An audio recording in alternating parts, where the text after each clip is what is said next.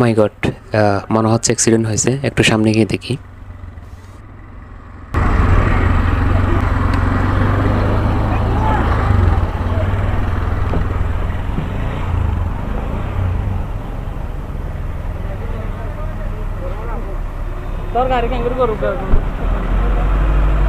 এই জায়গাটা আসলে যে পরিমাণের গরু, আমরা হচ্ছে কয়েকজন গবেষক মিলে এই জায়গাটার নাম দিয়েছি হচ্ছে গরুখালী।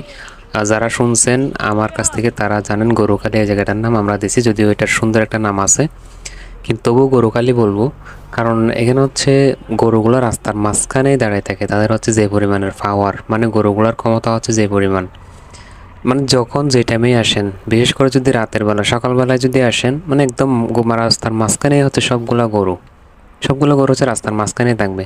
এগুলো আসলে দেখার কেউ নাই। আমি যতটুকু দেখছি মানে গাড়িতে গরুটা অ্যাক্সিডেন্ট করার পরে গাড়িটার নাম্বার মানুষ ছবি করে